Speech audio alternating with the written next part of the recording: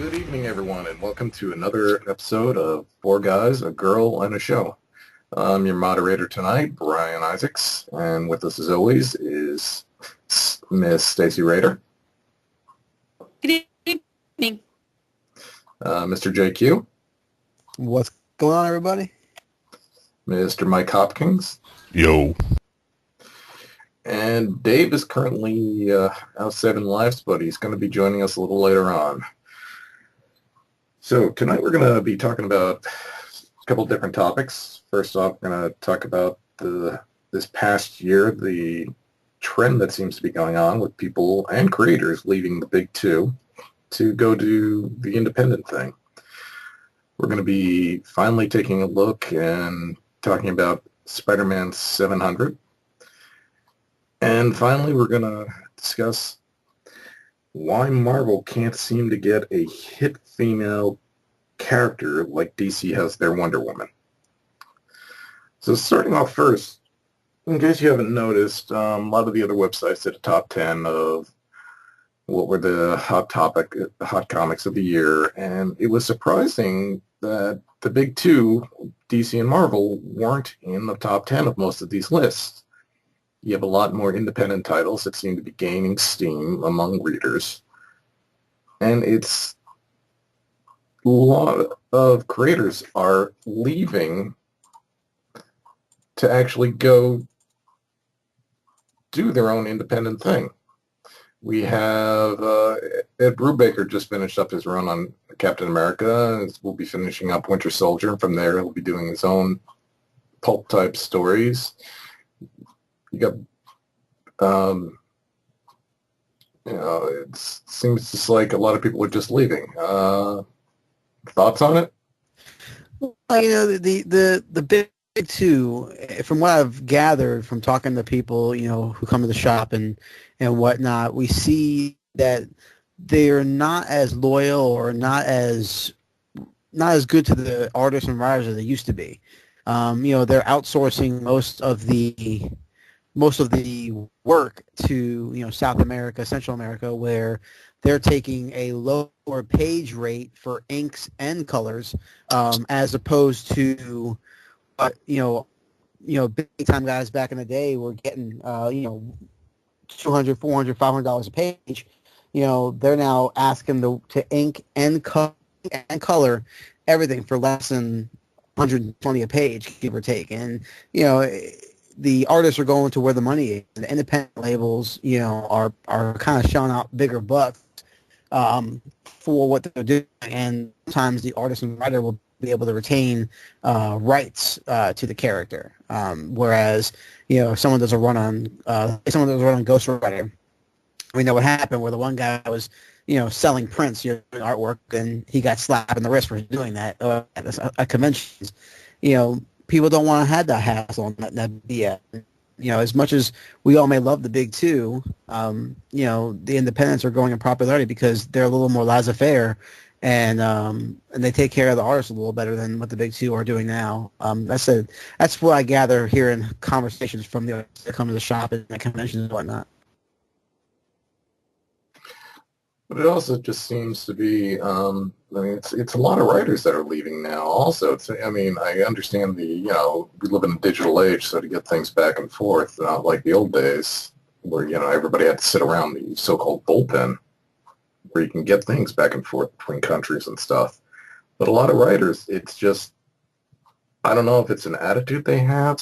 I have seen some that just have an attitude. It's just like, well, I've worked on this, so-and-so character for, 4 years. He's mine. I should, I should be the only, they act like they're the creator of this character, somebody like Spider-Man or something. They act like, they're the end-all and be-all, even though they never created this character.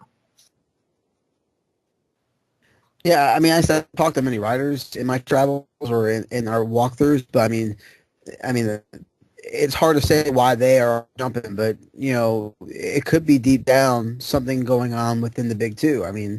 Look at how they're closing up shop on some books, but then revamping them into other books. Like Hellblazer, coming to an end, but then Constantine's getting his own book in DC. So it's what do you do? So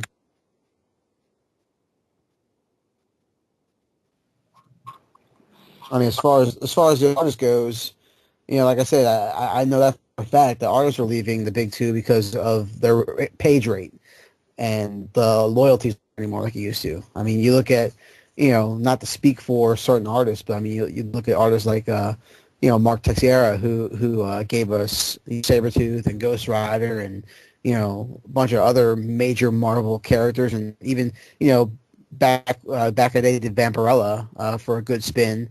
Now he's doing a run on Punisher, but now he's possibly might be leaving Marvel soon. So it's one of those things are, why would Marvel let an artist of Texeira stature, walk somewhere else?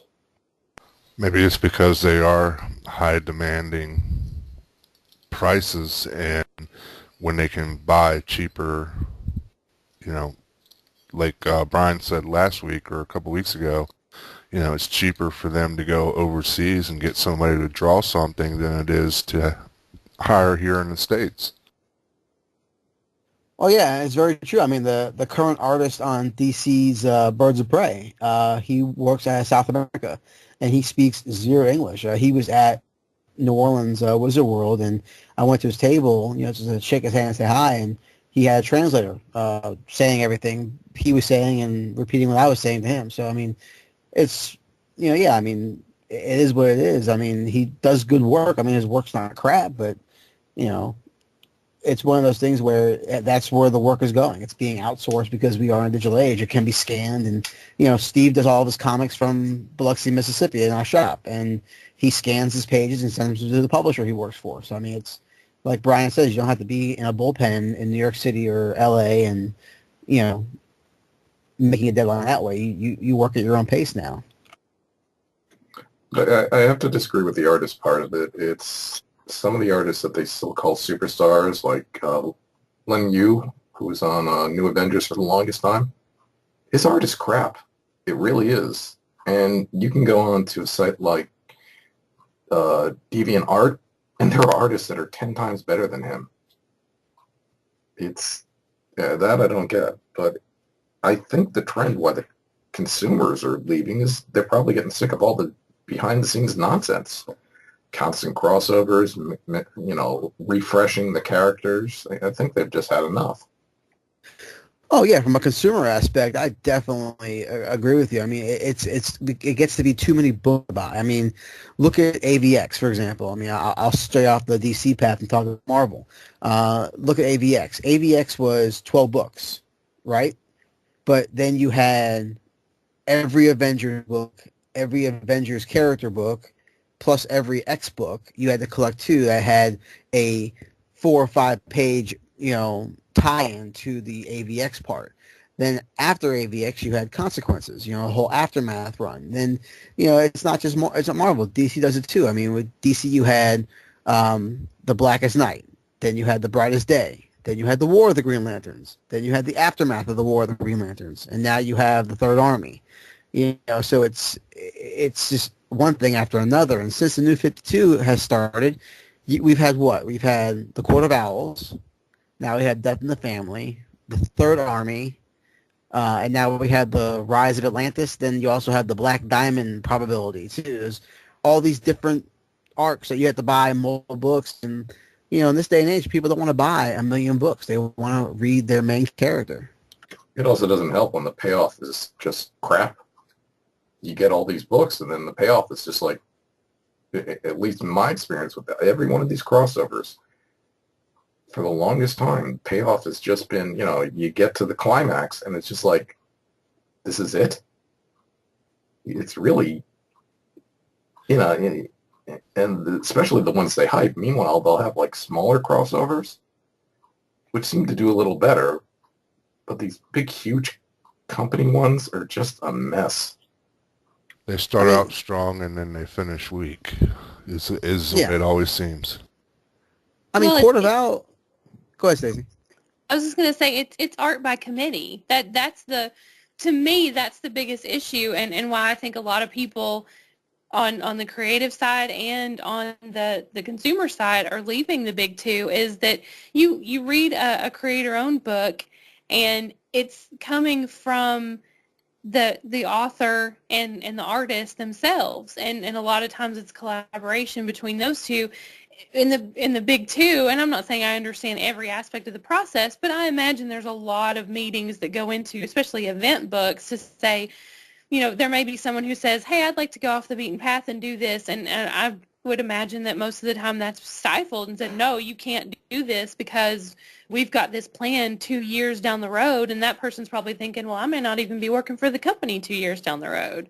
So you totally nailed it, Stacey, because I've heard reports from different people where that does happen. I could see where that would frustrate people. I agree, Stacey. That's a good point. Yeah, and I think too, at least speaking as a as a female fan, I think there's a lot more to explore in the creator-owned universe than there is at the big two. And that's not to say I don't enjoy books from the big two, because I do, but I think so much of being a female fan sometimes is fighting against guys who think you shouldn't be a fan, or guys who think you aren't a fan, or just feeling like the big two don't really listen to our perspectives. And really, if you think about it, they don't have to, because their primary target audience is males that are, teenager to young adult. So why should they? That's where their bread and butter lies. So for me, I'd rather expend the energy that I would normally look at a big two book and say, well, this is crap, I don't really care about this, and go, hey, I'm going to pick up a new Image book, or hey, I'm going to pick up a new Dark Horse book.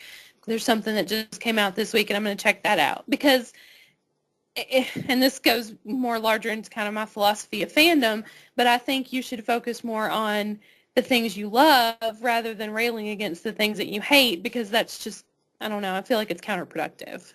No, I totally agree with you there. I mean, my pull list has gotten shorter and shorter. Technically, I'm only down to 5 books a month, 2 Marvel, 3 DC, and that's it.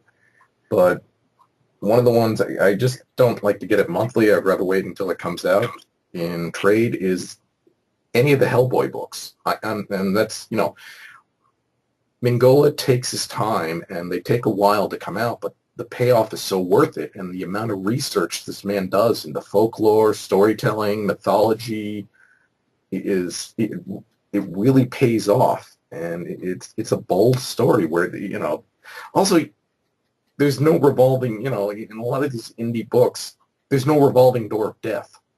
When somebody dies, they die. That's it. They're dead.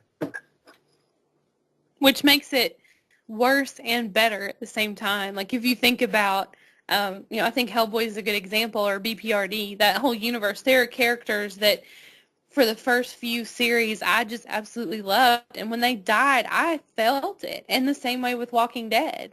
There are characters that you followed for 100 issues, and then all of a sudden they're not there anymore, and it's I don't know, it's an emotional experience. But I don't feel that with a DC character dying or a Marvel character dying, because I know 6 months down the road, a couple years down the road, they'll be back. So it doesn't matter. I mean, it's perspective too. I mean, like for me, when Batman died in the Final Crisis, I mean, in my heart of hearts, I knew it wasn't going to be forever. But as a fan, I mean, that's my book. I was genuinely upset, going, "Oh, come on, really?"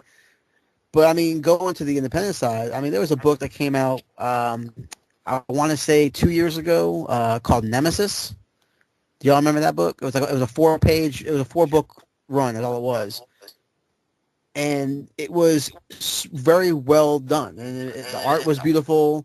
The story was gritty. It was just one of those books that caught me. And I was sad to see it only last 4 books. Remind me what it was about again, because the problem is Nemesis is like one of these names that's been used by just about every comic company. He was basically a anti-Batman. He was in an all-white suit, and he killed everyone. Mark Millar, yeah. They're in the process of making that into a movie, which could go either way, but there is a sequel coming out. I mean, that book to me, those 4 books were amazing. I mean, just everything. It had everything you wanted for in a book, but it was short, sweet, to the point, and it left you wanting more. Whereas some of the books in the big two, you're like, I get my pull list and I read my books, and I'm like, I wasn't satisfied. But I'll read some of these independent books, like the Grimm Fairy Tales Jungle Book run. I mean, I like that 4-book run. Now they're going to come out with another 4 books this year, and it was actually a not a bad story. It was just a different spin to it. I mean, the independent stories have intrigued me more. And that's why I've been picking them up a lot more. Yeah, that's what I was thinking, Brian, when you said your pull list is shrinking. I think mine's growing because the more big two I drop, the more independents I pick up, and because I follow a lot of the creators on Twitter, and they'll say, "Hey, this book's coming out," and I'll be like, "Oh, I call my guy." And I think for me, it's really a balance between the books that I read and the books that I keep, because luckily I buy from a comic shop where if I read things within a week, like the next week I go, I can trade stuff in, and he gives me, basically his cost back in trade, and that kind of helps me offset some of my costs, and it also helps me not have to keep every book that I read, So the big 2 books I read for the most part, now with the exception of anything with Mike Allred, I keep all that stuff, but pretty much everything DC Marvel goes back. Most of the independent stuff I keep, just because it's good and it's works of art, and that's not to say that the big 2 books can't be that. They can be, but when I look at my taste, most of DC and Marvel stuff is white noise art, and some of the independent stuff is all very, it's all varied and different, and some of them I would like to just tear pages out and frame them if I didn't want to keep the book so much. But so I guess that's kind of where I am. It's the books that I keep versus the books I trade in, and for the most part, the indies are the ones I keep. Yeah, I fully hear you on that one. Like I said, I usually try and wait to get the trades on a lot of them instead of just buying individual issues. What I find interesting is, both DC and Marvel do have a small, I guess you can kind of consider them independent, because the Vertigo some of it is creator owned, and Marvel has Icon, and I'm not the biggest Bendis fan, but I think Powers is just like one of the best series I've ever read in a long time. I like his creator-owned stuff. I don't know what I can say.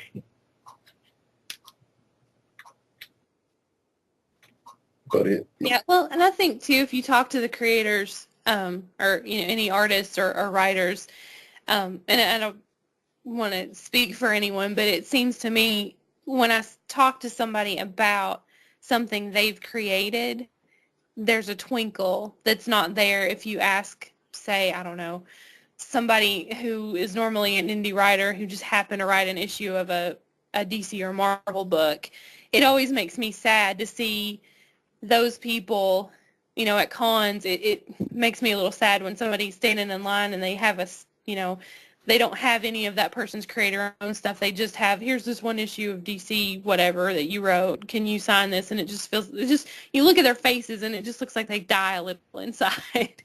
I don't know. Like, I just feel like there's more passion there when they were talking about something that they created. Now, there are people who they're suited for DC and Marvel. They're straight, they like to play in other people's sandboxes, and that's fine because I think the world needs those people. But the people I like to talk to are the ones who've actually from the ground up created a universe or created a character that you can ask them, where did this come from, or how do you feel about this, and see that little twinkle in their eye when they start talking about something that they're really passionate about. It just kind of sucks with the indie stuff. It's just sometimes it just takes so long to come out, or sometimes the creator can't find a publisher who wants to pick it up. A prime example would be Matt Wagner's Mage. It's been I think 10 years now. I think we're still waiting for the third part of that story. And I'm a Wagner fan. I love his stuff. Grendel, Mage. So I'm patiently waiting for it. But last time I talked to him, he said he can't find anybody who's willing to put up the money for it, which is hard. Is he not willing to do like a Kickstarter or something like that? He's got a lot of other projects going on too. That's the thing. Oh, well, I think it's interesting too. Look at Chris Robertson, who is no surprise to anybody who knows me very well, one of my favorite writers because of iZombie and some other projects that he's done. But he and a bunch of other writers really actually started a digital imprint called Monkey Brain, and Right. there are some really great comics coming out of that. And I think from everything I've read about it, that came from being kind of fed up with things like that, like knowing that there are all these stories out there that some of his fellow writers and artists wanted to tell and didn't really have a place for them, and said, hey, why not, why don't we just do this on our own? Why don't we do our own books? And like I said, there's a lot of great stuff there. Yeah, Dave Gibbons of Watchmen fame did the same thing. He started up his own digital imprint company called Madefire. Mm-hmm. And with Liam Sharp and a couple of other people. And the difference with their books is they're also enhancing it digitally. So they add ambient sound and some effects where it's not truly a motion comic. It's more just ambient, adding to the story, I would say. Wasn't Right. there an online outlet called Indiegogo where people can post up their own independent stuff as well? Yes. Because I know Works, I, but I, I wasn't sure if that was the actual name of the thing. I know that's what Steve, Mitch, and Mitch Bird, Steve Scott, and James Leary of the Buffy the Vampire Slayer fame. He wrote a book, and Mitch Bird and Steve Scott tag teamed it and drew it for Halloween called The House of Screams. And I remember I don't know if it was Indiegogo or what it was called, but I mean that's where they sold it through there. Yeah, another big one is called Digital Webbing. They put out a book called Fists of Justice, but the main thing about their site is it's kind of like I guess a want ads. Like you'll post, like if you're a writer, you say wanted artists for a such and such story. And this way you can, hook up with the right person. yeah, I think that's the thing as we move forward. I feel like we're a little bit in the wilderness with things like Kickstarter and Indiegogo and digital imprints. That there's a lot of really great content out there, and I think in the next few years, the big two are really going to have to do a lot to kind of pull people's attention away from those things. I think they have history on their side because more people know Spider-Man than they would say Bandette, which is a really good book published by Monkey Brain. But, I think with Twitter and, social media, I think people can get the word out there, and it doesn't always have to be backed by a huge corporation. So I'll be interested to see if things do shift more kind of towards those, and we won't necessarily be calling them the big two anymore. We'll be calling them the big 5 or 6 because maybe there's more interest in things like indie books.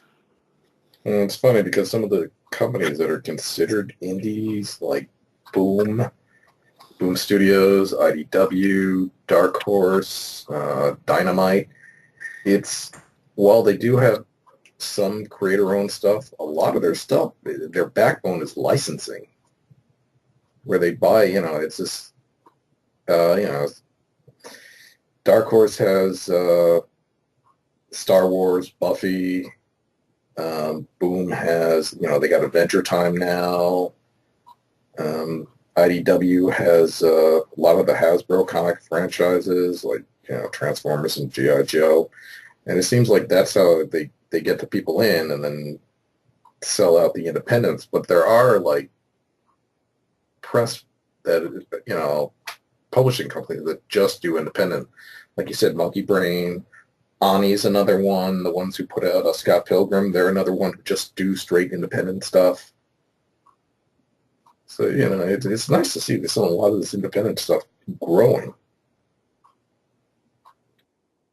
Yeah, it's a breath of fresh air. And at the end of the day, when you have the monotony of some of the other books, but these independents do bring you a breath of fresh air.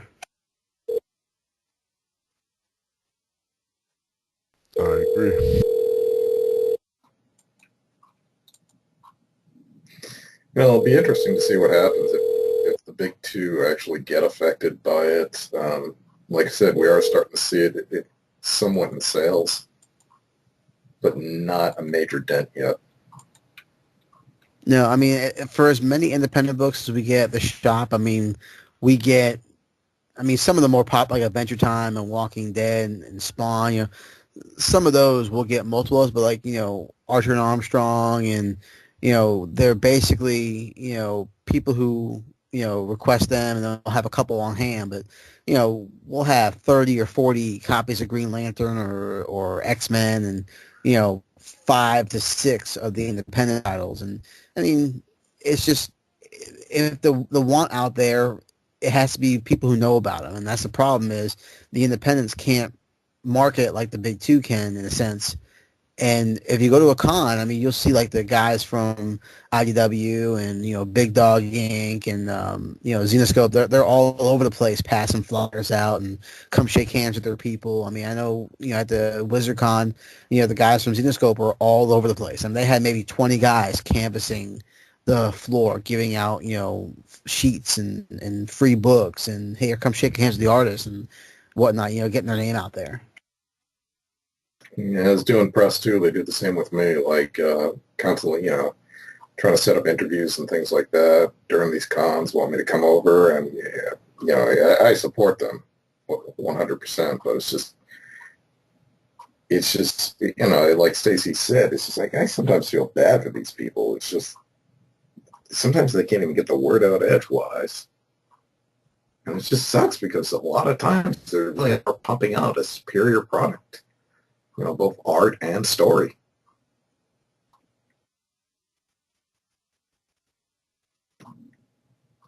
Definitely. Well, moving on, we're going to talk about the mess that is Amazing Spider-Man 700. Unless you've been living under a rock, you've probably heard what happened by now. Somehow, a Freaky Friday happened in Amazing Spider-Man where Spider-Man's brain got trapped in Dr. Octopus's dying body, and Dr. Octopus's brain got trapped in Spider-Man's body.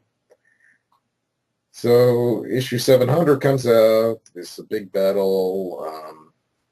Pretty much Peter Parker dies in Dr. Octopus's body with Doc Ock's brain still being trapped, is still in Spider-Man's body.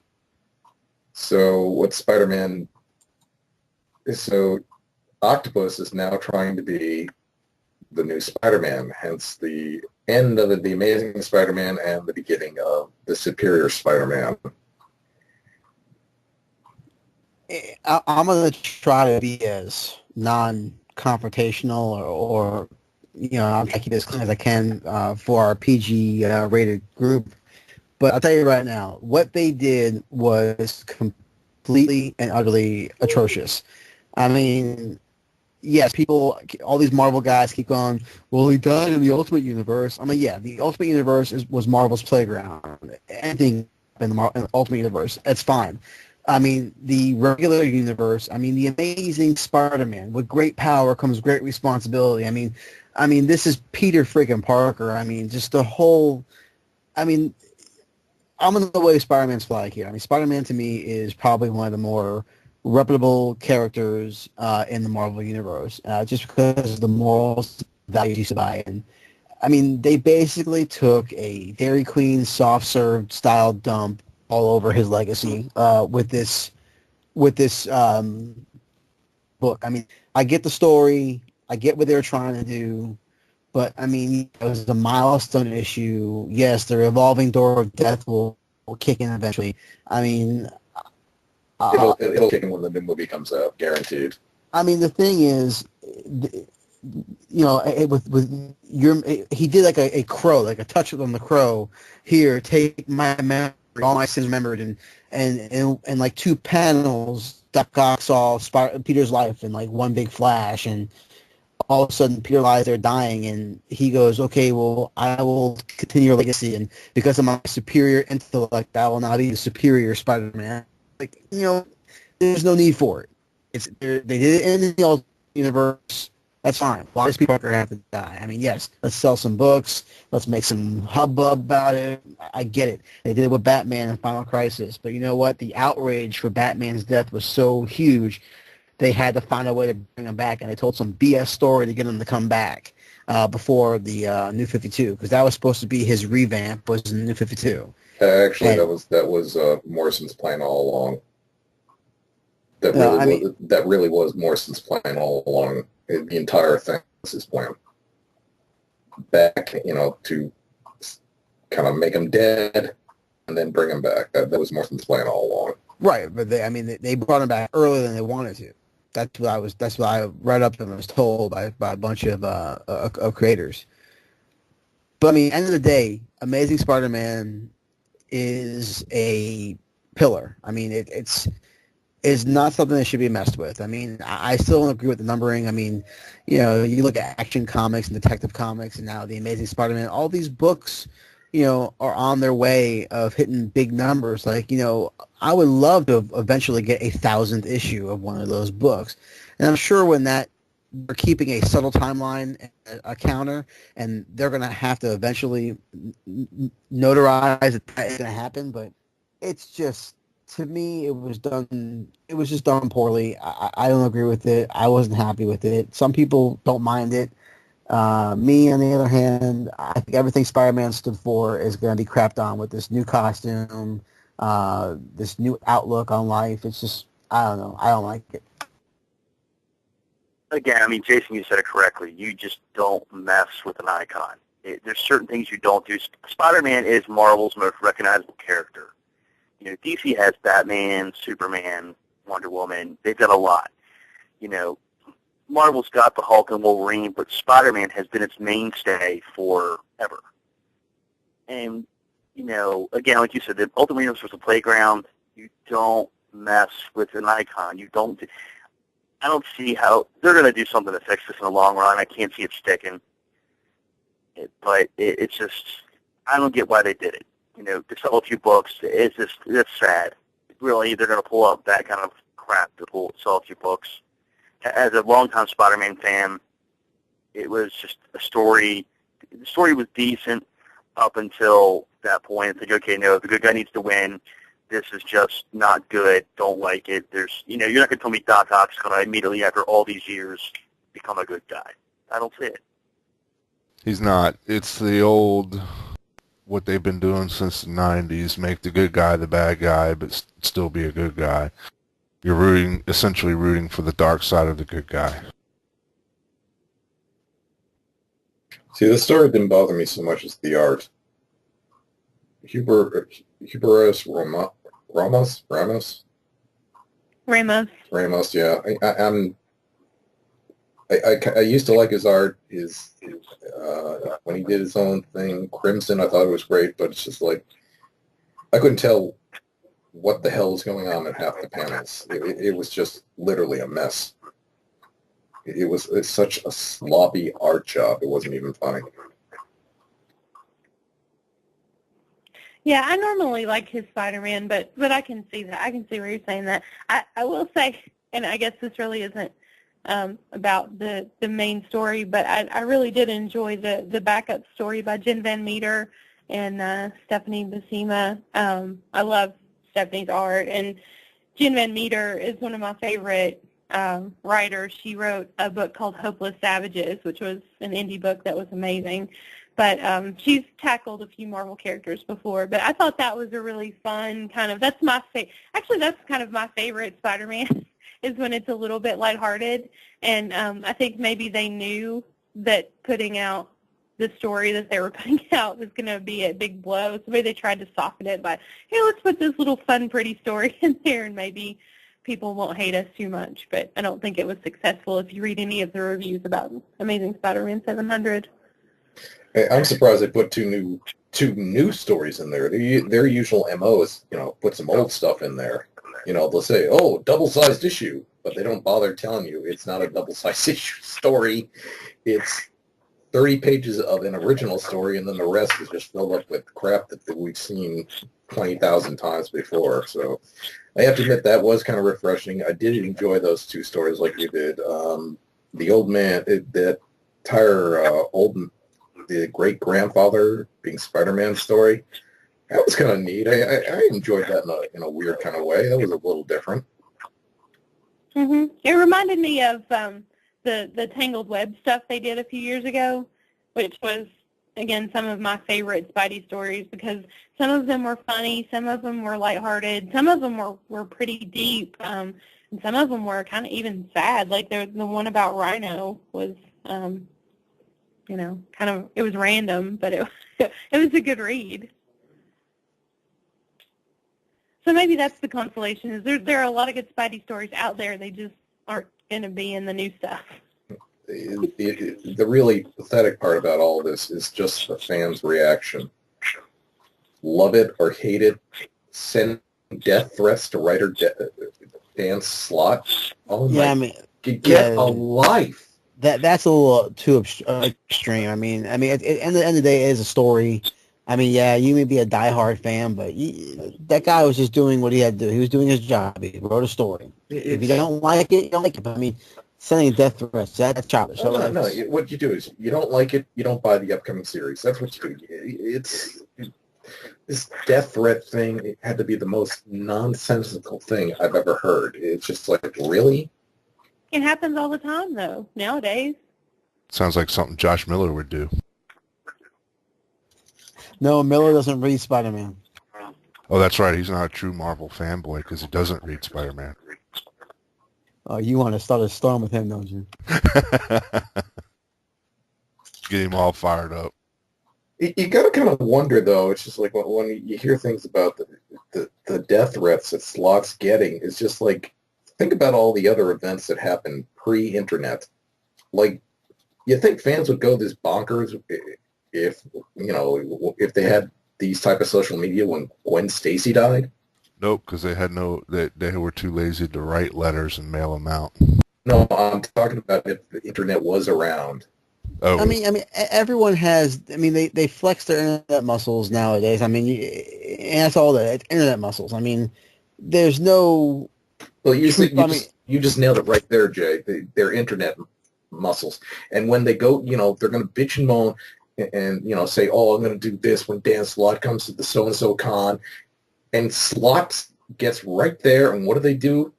Put on their knee pads, bend down, and hope he unzips. That's pretty much what they're doing. That's pretty much what they're doing. They're all brave behind their little internet keyboards. It's like that scene from Jay and Silent Bob Strike Back. I will every time I see an internet fight go on, that's all I can think of is them in movies talking on that computer. And then beating the crap out of all those people at the end. Well, I think even Marvel tackled that in they did a one-shot. It was, about 7 years ago, I think. It was the Wah-huh or whatever. And I bought it because I'm a big Jim Mahfood fan, and he did the art in it. But they had a whole thing that was, what if the Internet had been around, and I think it was like the 60s, 70s, and 80s. And so it was these like fake forum posts, and it was stuff like, who the hell does Jack Kirby think he is kind of thing. And it's just, like, it was really funny. It was kind of them taking pot shots at their fans, but it's kind of true. And, I think that, I don't want to say that there probably has been documented that there were angry letters written with the big events like Gwen Stacy dying and those kinds of things. I mean, the thing is, it was also a different time back then. I mean, there was a little more respect for people back then, I would think. Whereas now, I mean, no one respects anybody right now. I mean, you walk down the street, people tell you to go F off all the time, and it's not just, being in a rough town. Just people just are mean. Also, these fans are just, they have this sense of entitlement. Like, they feel like they're owed a lot better. But when the answer, as I keep saying, the answer is simple. You don't like it, you don't buy it. You talk with your money, you don't talk with your mouth. Too true, too true.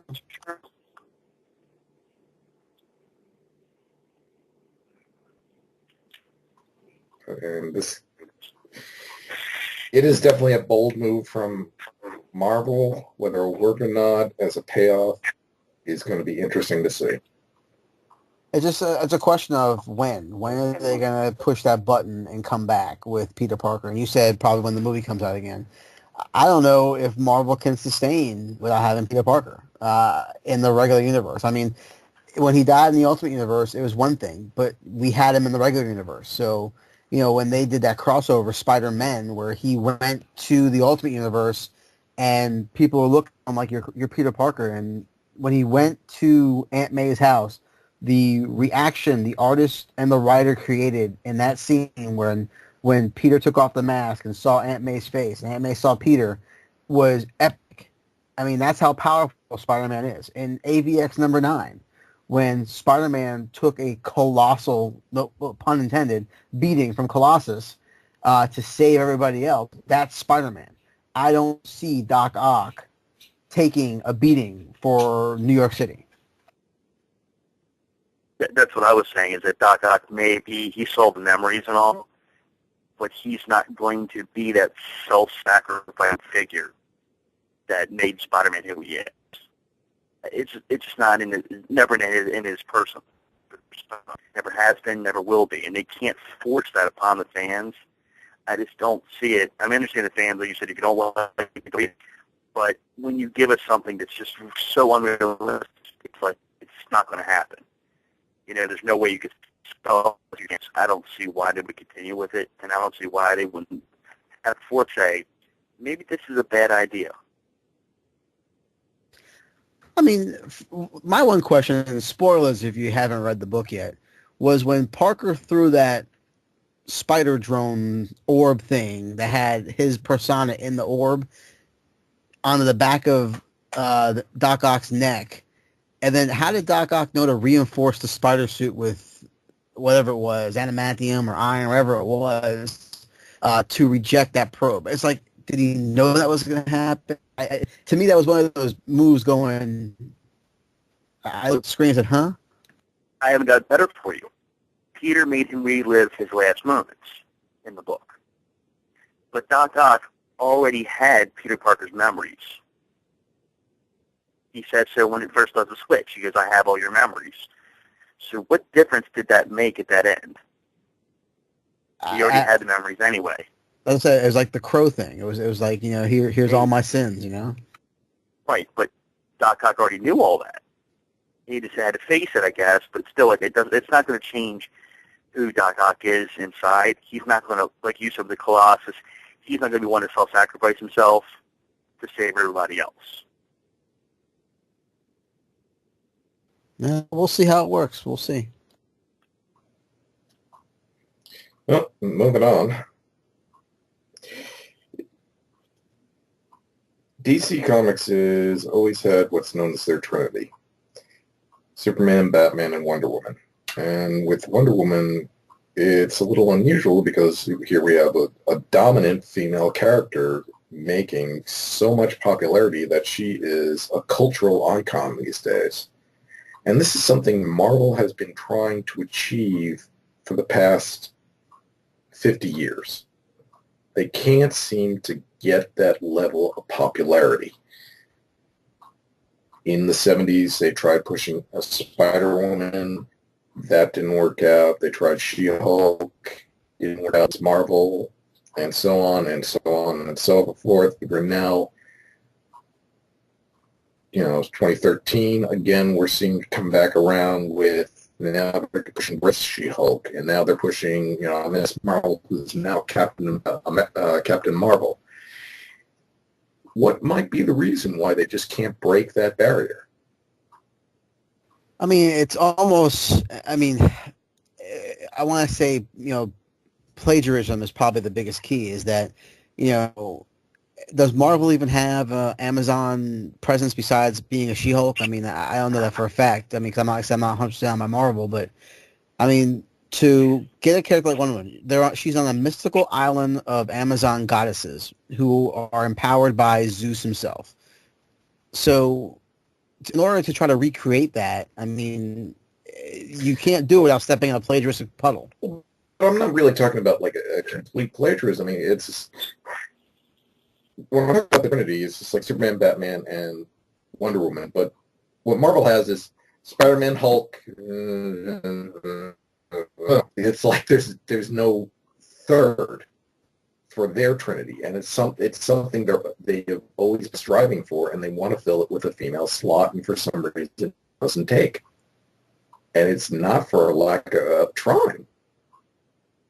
I mean, I know when I think was it 2 years ago or Rogue? I mean, they tried Rogue too, and I kind of thought it was going to work with Rogue because she has that ability to kind of be a chameleon, but they stuck her in Legacy by herself for a while, and she kind of became stagnant and kind of became Gone with the Wind in a sense. I mean, like I said, I don't know what Marvel has to do. I mean, they have decent woman characters to do, but I mean, Wonder Woman, you got to go back to the iconic Linda Carter. I mean, whenever someone says Wonder Woman, you can't go around someone Wonder Woman, and just you can't help it. And you think Linda Carter right away. You think spinning around in a circle. I mean, people may say that they don't know anything about Wonder Woman, but they go, oh, she has the invisible plane. Oh, she has the lasso. Oh, she has the gauntlet. Oh, she has the crown. I mean, everyone knows about her, and it's just that iconic of having that being, like, for example, when they think of the Hulk, you think of Lou Ferrigno and Bill Bixby. I mean, that kind of icon status stays with you, and I don't think Marvel has that iconic woman presence because they keep rebooting everything every 5 minutes. With Scarlet Witch and Madame Web doing what she does, or Mephisto doing what he does. I mean, a cosmic character sneezes the wrong way and the whole universe gets shifted again. So it's like it's hard for them to establish someone, I guess, because of that reason. Well, you made a good point. One thing you just said right there is you compared, Wonder Woman with, and also the Hulk, both characters that had TV shows. So here's a question. Would Wonder Woman have the popularity she does today if it wasn't for the early TV show? Would she still be that iconic character without that? Is that what Marvel's missing, having a TV show based around a female hero and character? I mean, honestly, I don't think Wonder Woman would be as memorable. She might be iconic because she's unique, but she wouldn't be as memorable without that TV show. And see, I got to disagree because she was in the Super Friends before the Wonder Woman TV show came out. Oh yeah, I know the Super Friends, yeah, but how many solo episodes did Wonder Woman have without, that was the whole thing with Super Friends was a group. It was a group effort. I mean, there was not many solo episodes, but her iconness, her being an icon came from, people's knowledge of her from the TV show. I mean, if you ask where you know Wonder Woman from, they're not going to say Challenge of Super Friends. They're going to say Linda Carter. Good point. And that's what I'm saying, is that what Marvel's missing formula-wise, is that they tried to push all these characters, but they've only done it through the comic books versus on the small screen. Now, give it, DC's tried to push other female characters. You had the Birds of Prey TV series that came out that failed miserably. So, I mean, DC has tried to push other female characters and has had no luck. And Wonder Woman's been the only successful one. Marvel's never tried, as far as I'm aware, you guys may correct me on this, has never tried to push a female character on the small screen. Well, they've tried. There was supposed to be a She-Hulk movie that was supposed to come out years ago with Bridget Nielsen, and that never came to fruition.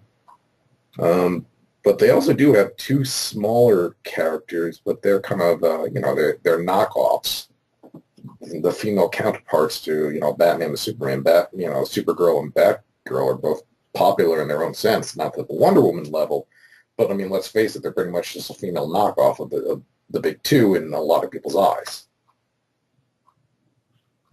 Oh, totally agree with that. I mean, Marvel's trying to push Black Widow. I mean, just because of the Avengers movie, and also, I mean, she was very good push in Iron Man 2. I mean, when you go to cons, how many Black Widows do you see at cons? A lot. How many Wonder Womans do you see at cons? A lot. I mean, Supergirl, Wonder Woman, and Black Widow are the top 3 female costumes I see at cons, followed then by Poison Ivy and Harley Quinn. But again, out of all those names, there's one Marvel name, and the rest are all DC's. DC seems to push their female characters a little bit more than Marvel does. I mean, you got She-Hulk. I mean, you got Captain Marvel now. You got Rogue. I mean, other than that, the other female characters are tied up in other books. You have Birds of Prey, which was eventually predominantly a female team. You had Gotham City Sirens. I mean, Wonder Woman has her own book. Harley Quinn had a short-run book. I mean, DC seems to push their female characters a lot more and back them than Marvel does, in my opinion. See, this is where I feel that Disney really needs to step up. Disney, and my idea would be, Disney has the princesses. Everybody knows about what is Disney known for? They're known for the Disney princesses.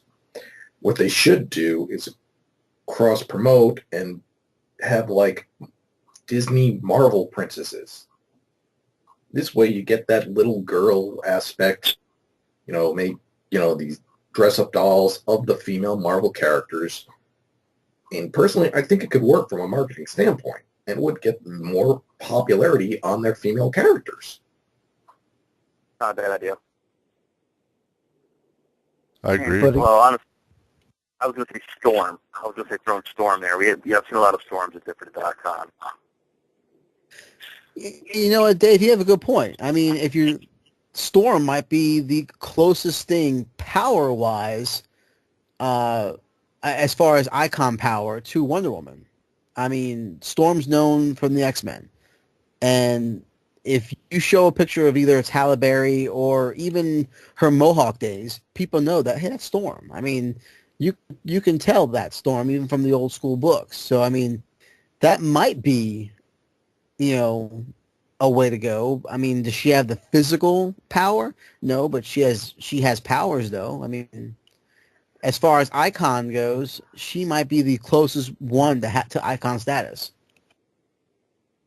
But the other thing about, Wonder Woman, just in the term of icon, you see that W, you know what it stands for. Storm really doesn't have anything like that. Not true. She doesn't really have like a logo or symbol or anything like that. That's because Marvel changes costumes on their mutant characters every 10 minutes. Well, they all have uniforms. I mean, the uniform, they're different, but they're very similar. So the X-Men are not characterized by their individual symbols. They're all characterized by the X. So, I mean, I think that's another thing. I mean, that to me is the biggest part of it, other than maybe they haven't marketed them as much, is that I think the Marvel Universe is different. It's structured differently. It's more about, Superman, Wonder Woman, and Batman in the DC Universe.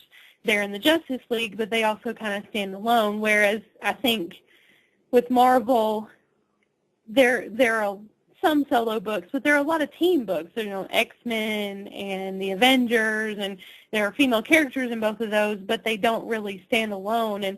And I mean, I don't know, maybe this is crazy, but I don't necessarily think that's a bad thing. I don't think maybe, I guess if it naturally happens, that's fine, but Marvel going down the road of trying to make them Disney princesses, and I don't know. That seems gimmicky, and I don't really understand why they would do that, because I think there is a pretty hefty fan base for the female characters that they have.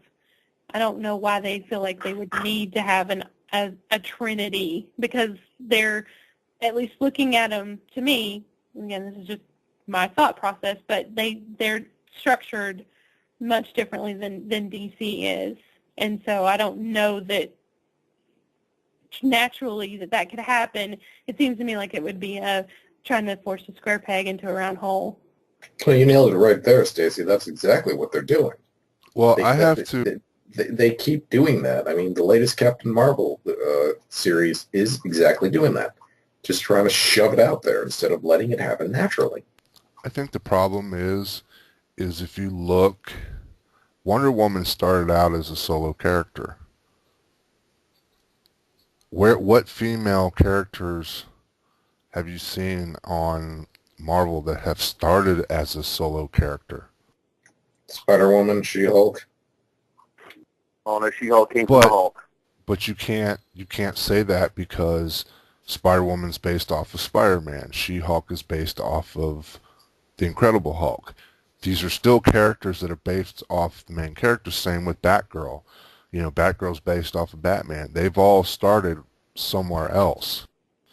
And if you look at a lot of DC books, a lot of their books aren't solo. I mean, yes, you can say the Hulk and Spider-Man are solo characters, but they were also a part of a team as well. They were both Avengers. So at some point, all of these characters have been a part of a team in one way or another. And that's what DC seems to be, Marvel seems to be more based of, is, hey, we're a team and we'll work together.